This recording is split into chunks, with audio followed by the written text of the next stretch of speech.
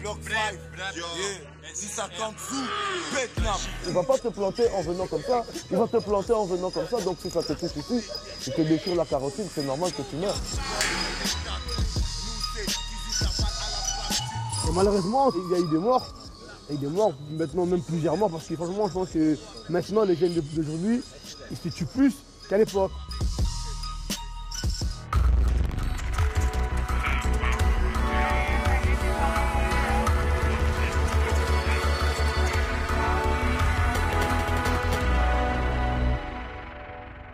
Goedenavond, welkom bij Panorama. Vanavond laten we jonge zwarte Brusselaars aan het woord over hun leven, hun stad en hun bendes.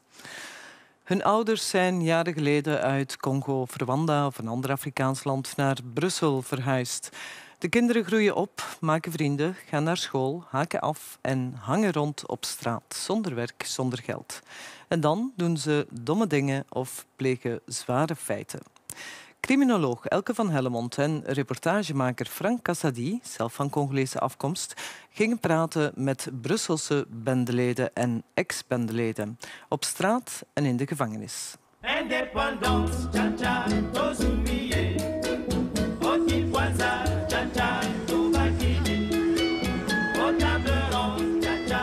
Je suis venu ici vers à peu près 93. Il y avait des pillages qui se passaient chez nous au pays, là, en RDC. Donc c'est à partir de là que mes parents, en tout cas, ont décidé d'immigrer vers ici. Ouais, je suis arrivé en 92. En 92, déjà à Bruxelles. Déjà au pays, on était peut-être déjà bien. Tu vois, il y avait la famille qui était là. On était peut-être des personnes qui étaient déjà bien, on va dire, en Afrique. On est arrivé pour avoir une meilleure vie. Déjà à la base. Une fois arrivé, il y avait les galères des darons, des daronnes et tout. Et comme c'est pas en Afrique, les gens on ne peut pas se parler, il n'y a pas le dialogue. Ensuite, on est arrivé en plein dedans et direct dans des milieux sociaux. Ja, ik heb school gedaan in België. Ik ben hier gekomen in 1998 en ja, mijn ma heeft me in Vlaamstalig onderwijs gezeten. Alles was goed. Ik had geen problemen terwijl ik was klein. En ja, wat moet ik zeggen, leven is gewoon zo. Je leert kennen mensen en je wilt zoals mensen zijn.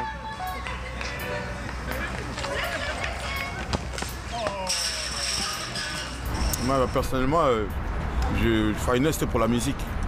La base de la Finest, quand j'ai débarqué chez la Finest, ce qui m'intéressait chez eux, c'est ce qu'ils faisaient, le hip-hop. Et voilà, on avait beaucoup de belles gonzesses aussi, c'était ça qui attirait aussi. Et nous sortions beaucoup en fait. La base, c'était pas pour les bagarres, il n'y avait pas de bagarres en fait. Mais au fur et à mesure, tellement qu'on essayait de progresser, bon, on avait beaucoup d'opportunités, des portes qui s'ouvraient. Ça a fait que non, ça a commencé à attirer aussi des amis, comme ça ne manque pas souvent où il y a les filles. Bon, moi personnellement, nous c'était pour la musique parce que vu que comme j'étais à l'internat, et je revenais souvent le week-end, je me disais bon, comme c'est les quartiers ici, je passais voir Nyoka et ses potes, ils me disaient bon, les vendredis ils vont sortir peut-être sur Anvers, ce serait bien de sortir avec eux, des trucs comme ça. Le décrochage scolaire, qu'est-ce qu'il va provoquer? Il va justement provoquer... L'école, c'est le premier contact quasiment, et quasiment le seul, avec l'État, avec les structures de l'État. C'est tout d'un coup, on est confronté à un système scolaire avec ses priorités, ses objectifs, etc. Et un premier échec dans le cadre de ce contact-là, s'il n'est pas corrigé, va entraîner la suite. C'est surtout que on va plus vouloir aller à l'école, on va avoir du temps libre et c'est ce temps libre non structuré qui va créer des problèmes. On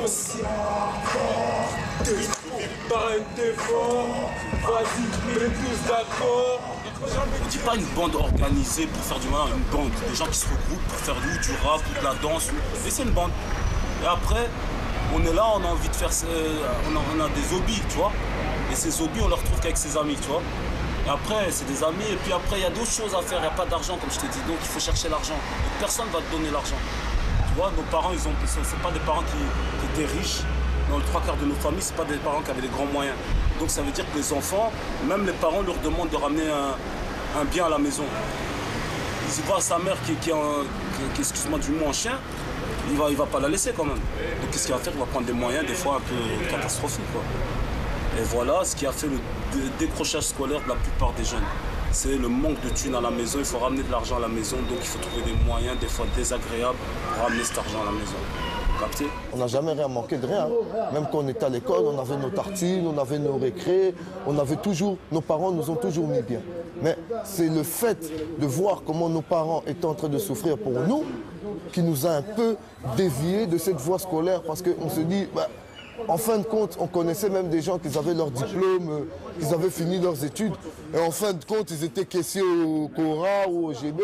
On se disait, bon, en me disant dans la rue, avec mes amis, en une journée, j'arrivais à me faire plus d'argent qu'un type qui travaillait. Je me dis, autant choisir la facilité.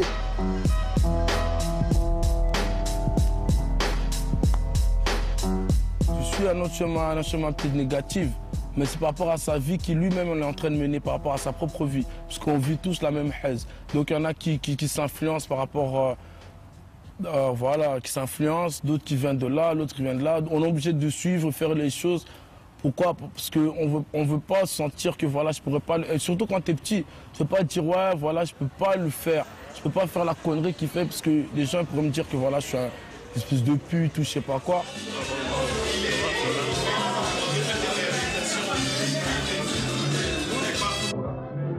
Quand tu quittes l'Afrique et tu arrives ici, il y a un choc de culture et ça c'est normal que ça ne peut pas passer avec certains jeunes, que d'office qu'il y en a qui prennent la mauvaise direction vu qu'il n'y a pas tous les encadrements qui fait qu'un gosse tu peux le sortir de là, quoi. Pour moi c'est vraiment ça. Choc culturel et les parents qui sont perdus, ils ne savent plus quoi expliquer à leurs gosses et les enfants aussi voient qu'ils sont défavorisés, qu'il n'a pas les mêmes chances qu'un autre et c'est ça qui pousse à commettre des choses qu'il ne faut pas faire, l'irréparable, voilà quoi. C'est vraiment ça.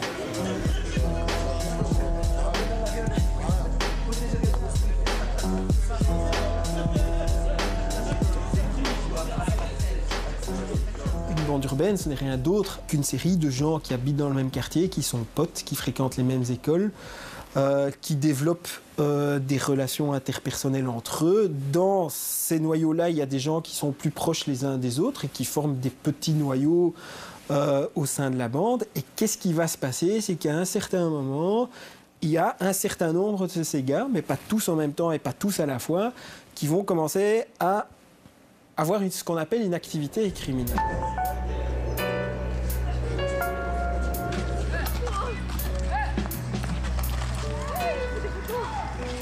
Dans les films et tout ça, il y a toute une hiérarchie. Et c'est, comme on dit, c'est une organisation criminelle. Mais nous, on n'était pas une organisation criminelle.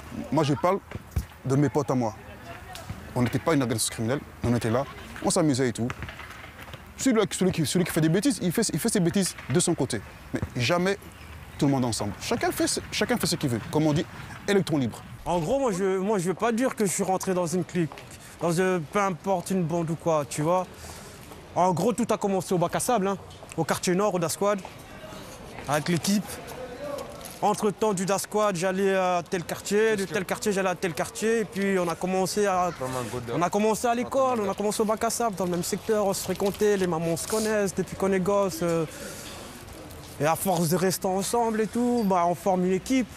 Sans pour autant déjà mettre ça sous une forme de bande, tu vois. On était une bande de potes, certes, tu vois. Comme il peut y avoir à Olivier, à XL, à Montgomery, à je sais pas où, tu vois, dans toutes les communes.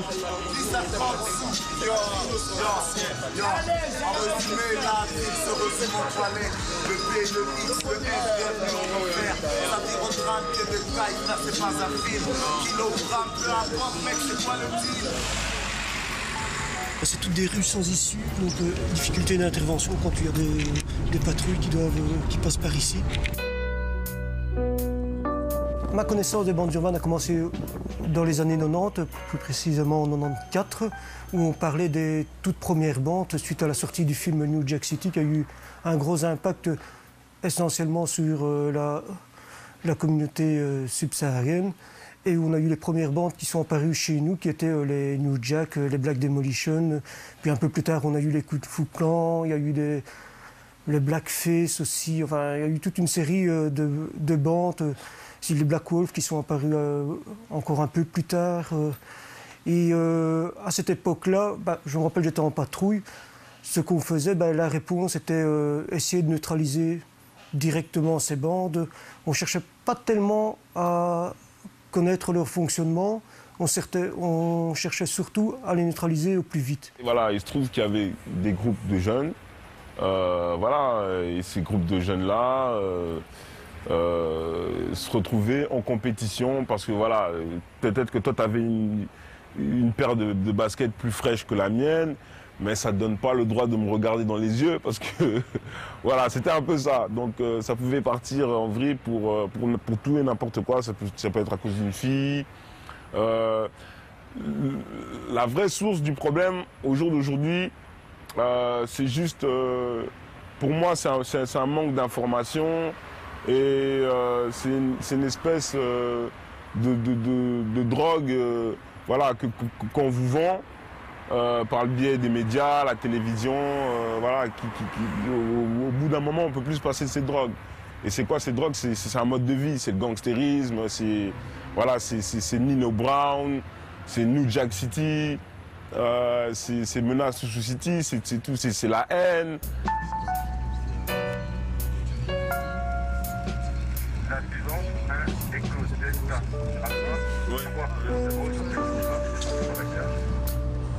Le prochain cliquet de contrôle que vous allez rencontrer, et c'est ça qui est dommage, ça va être le service de police. Et le service de police, par rapport à ça, a sa propre logique criminelle. Vous devenez, quand le service de police s'occupe de vous, vous devenez un criminel. C'est ça le problème.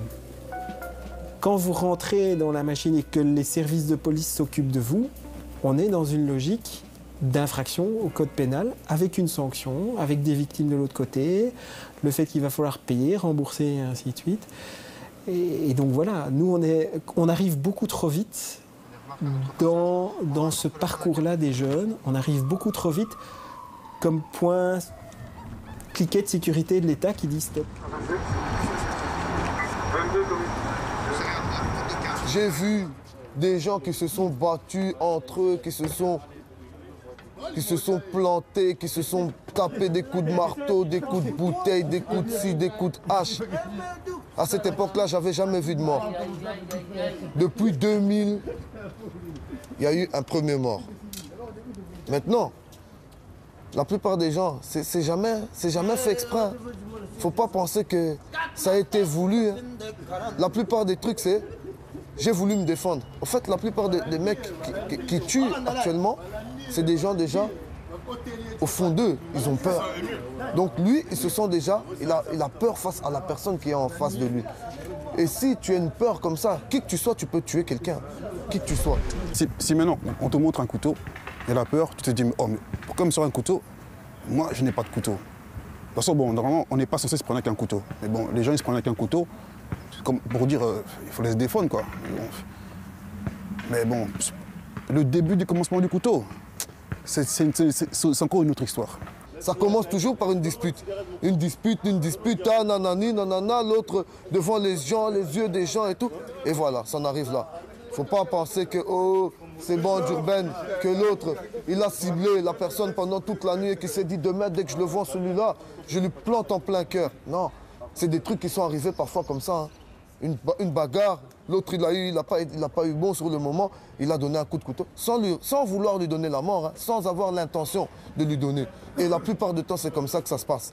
Donc, quand ça arrive, il ne faut pas penser que oh, c'est des querelles ou bien c'est des vengeances. C'est pas des vengeances. Non, dans notre communauté. Il donné de la guerre, tu voulais le tuer. Ouais, il voulait le tuer. Mais même que c'est exactement ça que je suis en train d'expliquer. C'est pas qu'il a voulu vraiment venir lui donner dans la gorge. C'est une bagarre et comme je vous dis, le stress et ne pas maîtriser ce genre d'instrument là que tu touches dans ta main, ça te pousse à aller planter n'importe où. Parce que les gens, ils vont pas te planter en venant comme ça, ils vont te planter en venant comme ça. Donc si ça te touche ici, ils te déchirent la carotide, c'est normal que tu meurs. Mais au fond, c'est pas voulu.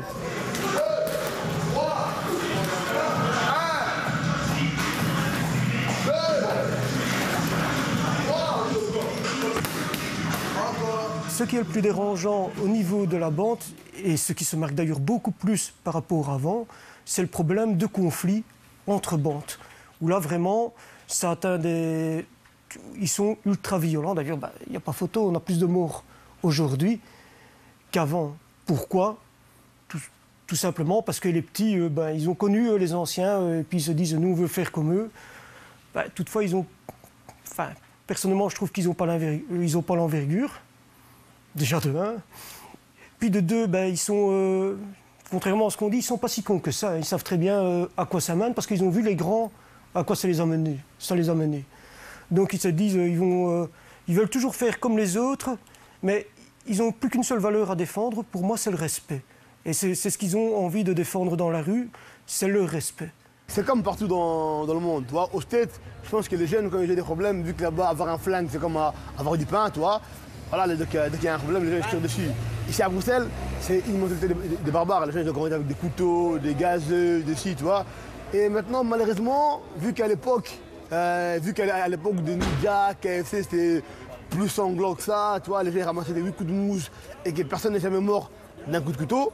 Alors les gens à Bruxelles, en vérité, c'était devenu un système, tu vois. Donc ce type-là, il a planté un tel, toi tu le plantes, tu vois. Et vu que personne n'est mort, donc ça continue à jouer à ça, tu vois. Et malheureusement, tu vois, il y a eu des morts. Il y a eu des morts, maintenant même plusieurs morts, parce que franchement, je pense que maintenant, les jeunes d'aujourd'hui, ils se tuent plus qu'à l'époque. Moi, à l'époque, quand j'étais gamin, je voyais des gens, ils ramassent des 7 coups de couteau, l'autre, c'est un coup de hache dans la tête, à n'importe qui, c'était plus sanglant que maintenant, mais il n'y avait jamais de mort. Moi, j'en ai vu des choses comme ça. J'ai vu des gens venir avec des couteaux et tout. Je leur ai dit, mais pourquoi tu me sors un couteau et tout? Même le type lui-même, il ne sait même pas pourquoi. Il me regarde et tout comme un idiot. Une fois, parce que tu as un problème avec mon pote. Je fais, avec ton pote, c'est quoi le problème? Oh, je sais pas et tout. Je fais, range ton couteau. Parce que tout le monde peut dire qu'un couteau. C'est trop simple. Et nous sommes tous des hommes. Hein. Nous sommes faits de chair et de sang.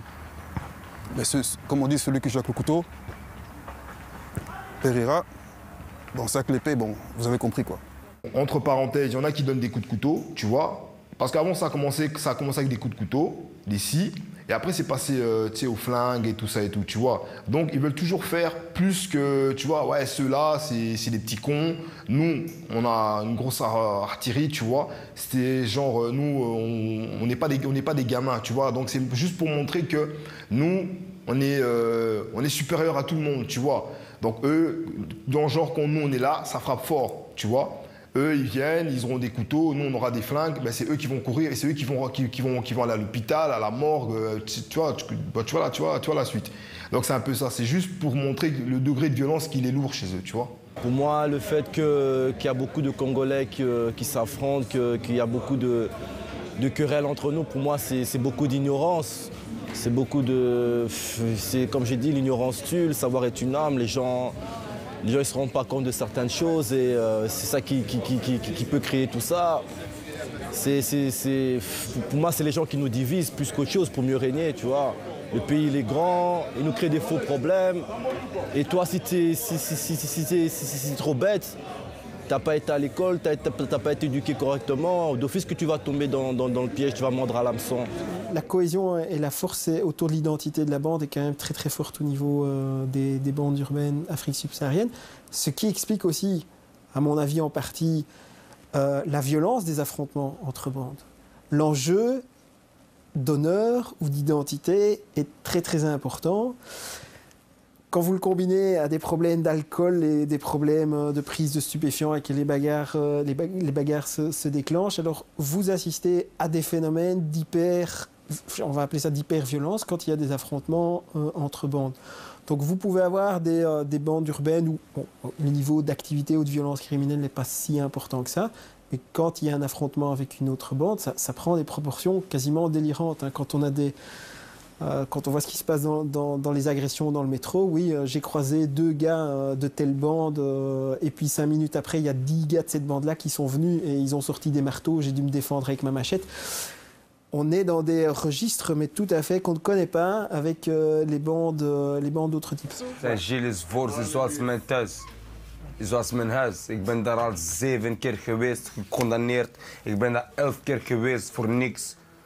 En ja, als ik vandaag in gevangenis ben, mensen die werken in gevangenis kennen me. We zien elkaar op de straat en zegt tegen mij, oh joh, hallo. Ik zeg hallo, want hij kent mij. Ik kom er dag en ik ga je van 's nachts. Dus leven, wat ga ik zeggen van gevangenis? Zelf als hij niks heeft gedaan, ik ga er binnen gaan. Zelf als hij iets heeft gedaan, ik ga er binnen gaan een dag. Dus het is zoals een kamer dat ik heb. Iets dat ik zeker van weet. Dus elke nacht dat ik ga slapen, weet ik dat één dag ga ik terug naar dezelfde kamer. Daarom op elke kamer dat ik ben geweest in de cel, heb ik mijn naam geschreven. Voor niet terug te komen. En ik ben al teruggekomen op dezelfde cel, dat mijn naam was al op de hoek. En ik sta, ik zie mijn naam en zeg, oh yo, hoeveel keer ga ik terugkomen? Daarom wil ik iets met mijn leven doen. Daarom heb ik mijn diploma gekregen, zoals nu. Hoe oud ben ik? Ik ben 25 jaar. 24 april ben ik 26 jaar. Ik ben jong. Mensen zijn ouder dan mij. Maar er zijn mensen die jonger dan mij zijn dood. Voor niks.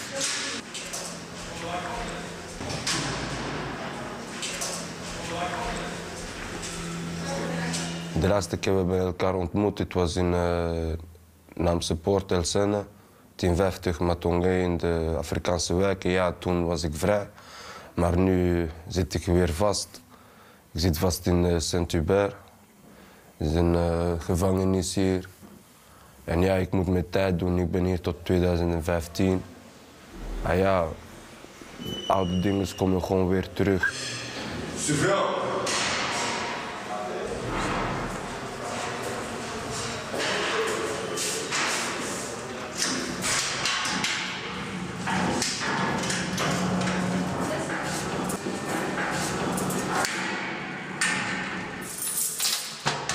In België, de justitie is zoals een rugzak. Als je iets slecht doet, krijg je een rugzak, je krijgt een straf. Maar als je vrijkomt, ben je nooit vrij.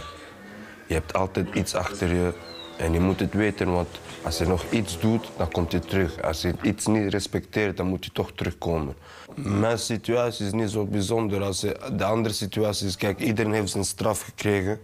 Zoals ik krijg mijn straf, ik doe mijn tijd, ik krijg condities. Ik kom vrij, ik krijg mijn straf, ik doe mijn tijd, ik krijg nieuwe condities. Je bent in een wijk, een Afrikaanse wijk. Er zijn mensen die niet in gevangenis zijn geweest, maar ze kennen iemand die niet in gevangenis is geweest. Misschien is het een criminele wijk. Het is gewoon een cirkel. Je zit in een cirkel en ja, als iets gebeurt, dan gebeurt het. Maar als het gebeurt, dan krijg je gewoon alles op je hoofd. La prison, pour ceux qui ont déjà été en prison, ils vont remarquer que la prison, 3 quarts, 99% des gens qui sont en prison, à Forêt, à Saint-Gilles, à Jamil, à Lantin, à Marnay, enfin, ce que tu veux. En Belgique, les 3 quarts, c'est des Arabes et des Noirs. Parce que si on regarde bien tous nos jeunes, là, tous ces groupes-là, on a fait des folies pendant 4 ans, pas plus. Après, c'est 4 ans. Tous les jeunes, dis à tous les groupes de jeunes, là, ils vont faire les fous pendant 4 ans. Après les 4 ans, c'est mort. Prison, mort, problèmes familiaux. Vas-y, on va pas... voilà, la prison, c'est ça.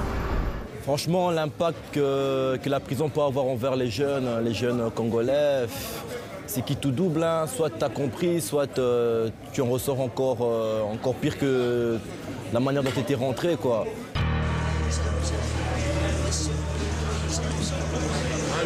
Qui ouvre le bal? Bloc 5. Allez, c'est ODS, S6R, poteau. Bloc 5. Yeah. 1050 sous. Vietnam. Écoute encore un scandale. Chic brasse. Mayday. Homicide. Oh, promis boy. Protestatrice. Nous, c'est fusil verbal à la balle. Tu te pousses. L'ambiance est chaotique. L'âme dans la carotide. Flow tellement tranchant. Frérot, appelle-moi guillotine. 2013, on te part. Vous êtes mal barrés. J'ai bouclé les ongles et tu prates le macabré. J'ai pas de carré, sauvé, sans armé. Lascar, engage-toi, que ça termine ma paix. Que les seigneurs veillent. Tous mes salopes sont forts et sales négros. Génie faire les gros, nous l'équipe de gros. C'est des namzo, clic, les euros. Normal, c'est chaud, méthodologie ghetto. Couloir de la mort. Opérateur de c'est impeccable. Regarde mes petits parfums.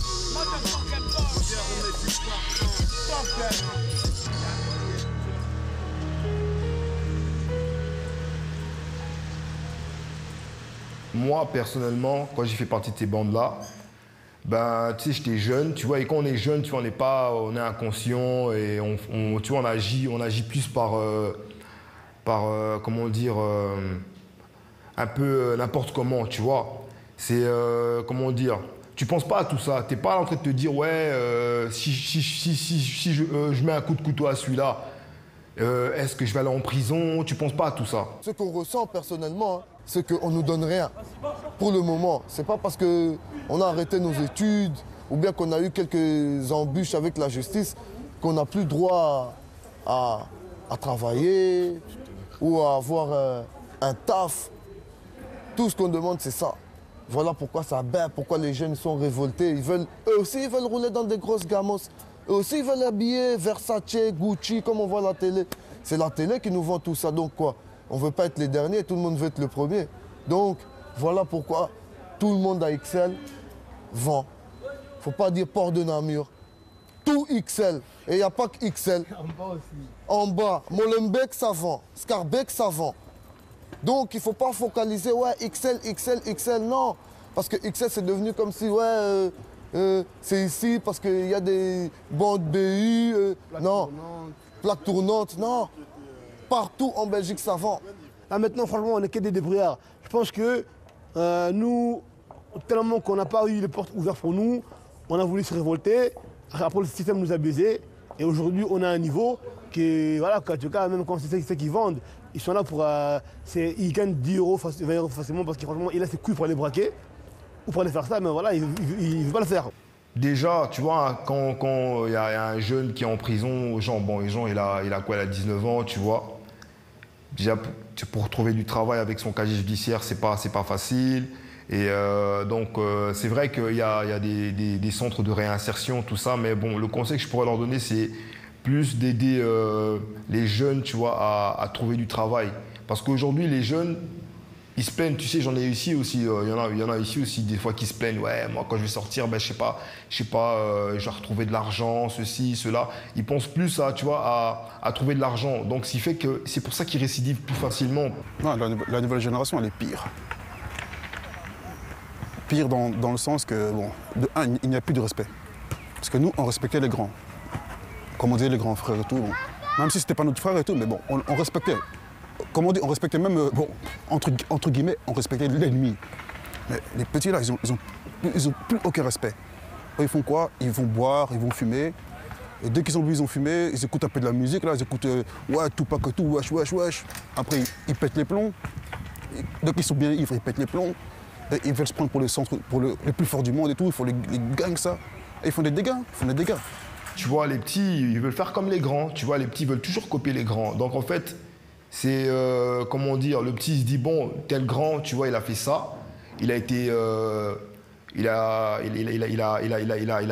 pointé, il a mis des coups de couteau à ce type-là. Ben moi, je vais faire mieux que lui, tu vois. Moi, je vais prendre un flingue et je vais le tirer dessus et je serai plus respecté que ce grand-là, tu vois. Donc c'est ça, c'est comment dire, les petits sont influencés par ça, tu vois. Donc ils veulent copier les grands et c'est ça le truc en fait. Pour moi, je pense que c'est ça.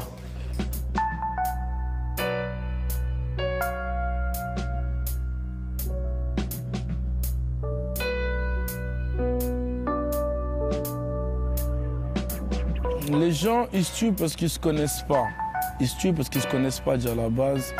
Ils venaient d'un autre milieu et voilà, par rapport aux deux quartiers, peut-être qu'ils ont eu des embrouilles. Ils ont été jusqu'à aller se poignarder sans savoir qu'ils allaient peut-être donner la mort. Déjà. Donc ils s'entretuent. Ils s'entretuent. Et maintenant, le mal que moi j'ai quand un ami à moi meurt, je me dis, mais pourquoi on continue à faire des genres de conneries? Parce que quand il y a une perte, et je comprends aussi leur perte aussi à d'autres personnes que peut-être des gens des Verts ou bien des gens dans notre quartier ou des personnes que j'aime tuent deux autres personnes. Voilà, je ressens leur mal d'être. Et je me dis, voilà, pourquoi? Parce que c'est le mal, hein, de toute façon. C'est tout le mal et en vérité, on ne devrait pas commencer à vouloir se donner le mal, parce qu'on ne nous a pas éduqués comme ça déjà à la base. Parce que les autres, ils oublient l'éducation. Parce que nous, on a eu des éducations, on a presque tous eu la même éducation. Mais voilà, vu qu'on est parti en dehors, dans la rue, on croit que voilà, être jeune, c'est une personne qui n'a pas reçu l'éducation, alors que nous tous, on l'a reçu. De nos parents, de ça la base. Donc, moi, je ne vais pas te mentir, moi, la rue, elle m'a rien appris de bon. tu vois. Elle m'a appris à faire la différence entre des bonnes choses et des mauvaises choses, tu vois. J'ai fait beaucoup de mauvaises choses et j'ai fait aussi beaucoup de bonnes choses, tu vois. Là, le but ici, maintenant, moi, j'ai eu mon passé aussi, j'ai eu mon passé tolard. On est ressorti de là, tu vois. On est en train de se refaire, donc c'est pas pour rien que je vais finir au bas de l'échelle parce que j'ai eu une vie de merde, j'ai traîné dans la rue et que j'ai pas fini mes études ou bien quoi. Certes, j'ai eu ce passé-là, mais bon, entre-temps, quoi. Entre-temps, je travaille, je suis responsable d'un Carrefour Express, je gère une équipe, tu vois. Et en même temps, qu'est-ce qui se passe? C'est que maintenant, là, grâce à ça aussi, grâce à mon travail et tout, hein, on va te dire, c'est pareil pour tout le monde, hein, tu vois. On est tous de la classe ouvrière, donc on ne gagne pas des masses. Mais avec le peu que j'ai, je me contente avec, tu vois. Parce qu'avec mon passé, mon vécu, je ne peux plus me permettre à faire des conneries qu'on faisait à l'époque. Gewoon, gevangenis is niet gemakkelijk. Je kan goed sterk zijn, je kan goed de beste zijn in je wijk. Je kunt stoer doen, je kunt je beste doen voor, ik weet niet, alle ballen spelen. Maar ja, gevangenis is fucked up, dat moet je gewoon weten. Mensen weten niet wat gebeurt hier, mensen weten niet wat rond mensen's hoofd is.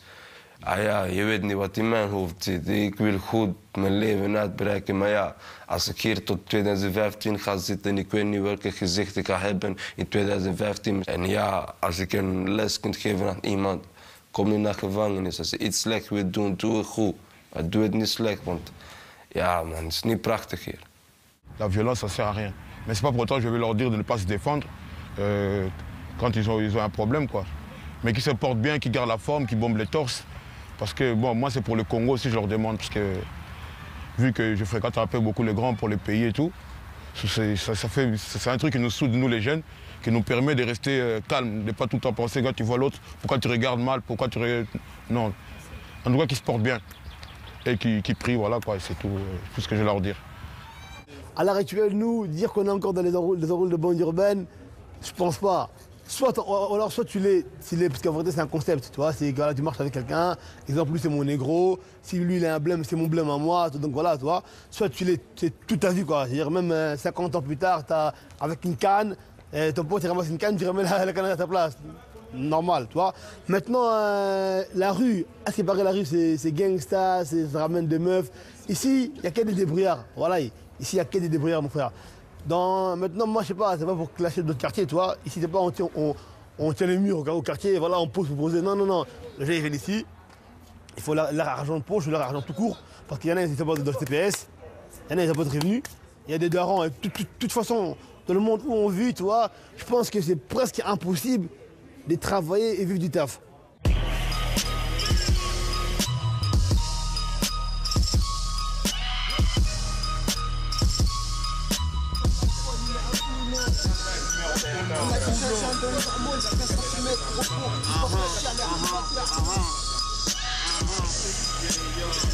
Ok, donc c'est là même que je reviens remettre du parfum, flot à fleur de peau, flot qui parle au frérot, plus porte-parole que porte-drapeau, originaire du COLGO.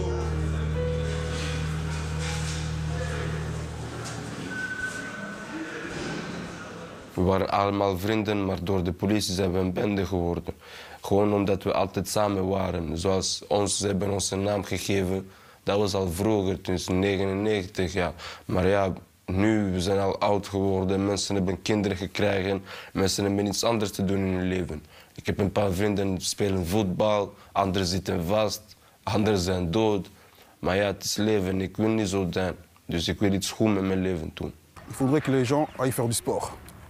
Les gens qui sont chauds, qui sont très très chauds, à place de taper sur des gens et tout, qu'ils aillent taper dans un sac. Parce que le sac, ça rend pas les coups. Et c'est meilleur. Il y en a qui font du sport, mais en même temps, ils font aussi leurs conneries.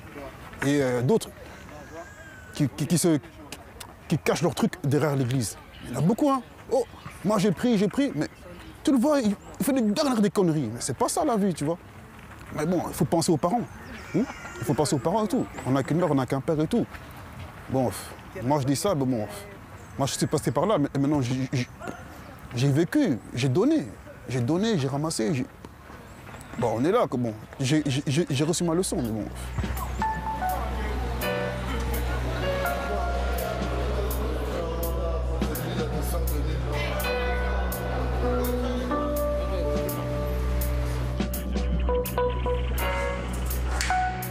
Je te dis pas ça parce que je suis incarcéré, non, c'est pas ça. Parce que même bien avant d'être incarcéré, tu vois, j'avais déjà changé de vie, tu vois, je travaillais et tout, j'ai des enfants, j'avais des bouches à nourrir et tout, ma famille comptait sur moi et tout, tu vois.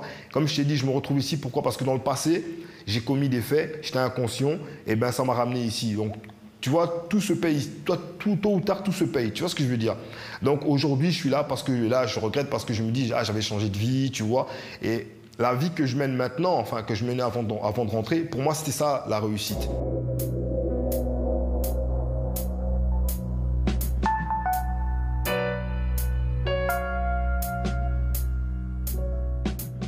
Les bandes urbaines se résument si je suis lecteur d'un certain journal francophone ou si je suis spectateur d'une certaine chaîne de télévision francophone.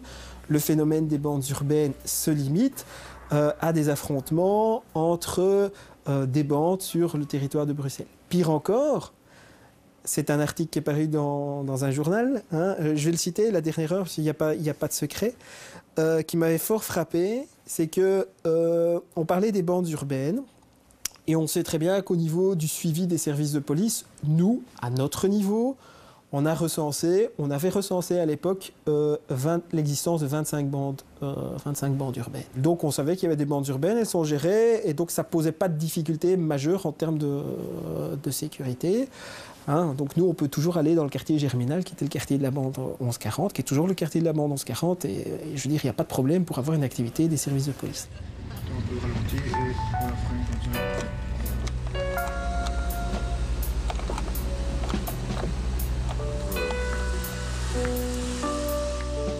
Et comment a été structuré l'article de la Dernière Heure? L'article de la Dernière Heure présentait Bruxelles en carte, avec un découpage des 25 bandes urbaines, et donc vous aviez les 1140 sur Evere, les Black Ceci là-bas, les Versailles là, etc., coupés. Et donc vous aviez le sentiment que Bruxelles était d'une part une région capitale, avec son président, les 19 communes, et qu'entre le président et les 19 communes, ben, vous aviez les 25 bandes urbaines qui se partageaient le territoire et qui dominaient le territoire, alors que ce n'était pas du tout le cas. Et donc, vous forcez des prises de position. Oui, bien sûr, la police va faire quelque chose. Vous vous rendez bien compte, 25 bandes qui contrôlent Bruxelles, ce n'est pas possible. Donc, on va prendre des mesures énergiques, il y aura plus de policiers dans la rue, etc. Vous donnez une réponse à l'article du journal, vous ne donnez pas une réponse au phénomène réel qui se pose. Il faut être clair, ce sont des jeunes qui ont un parcours difficile. Certains ont un parcours plus classique. Mais ce sont des jeunes qui, enfin, je veux dire, sont normaux. Enfin, ils ont pas. Ah oui, ok, ils ont versé dans l'activité criminelle. Il y a parfois des bêtises qui se font, il y a des faits graves qui sont commis, mais on n'a pas affaire à une bande de sauvages qui est tout à fait incontrôlable, etc.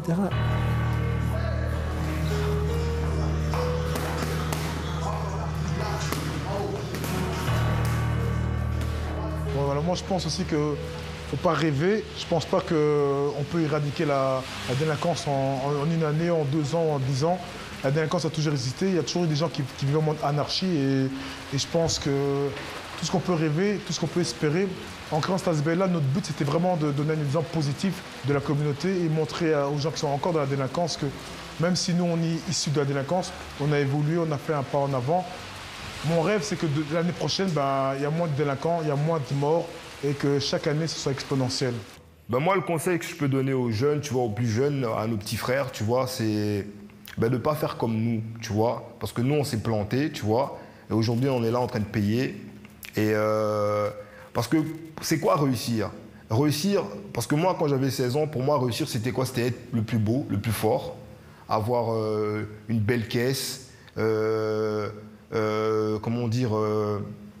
être le plus fort, le plus beau, pour moi, c'était ça la réussite. Mais pour moi, aujourd'hui, la réussite, c'est quoi la réussite? La réussite, c'est quand tu vas déposer ton fils à l'école, tu l'aides à faire ses devoirs, tu es là à côté de ta famille qui a besoin de toi, tu es là en train de nourrir tes enfants, tu te lèves le matin pour aller travailler, ben c'est ça la réussite, tu vois.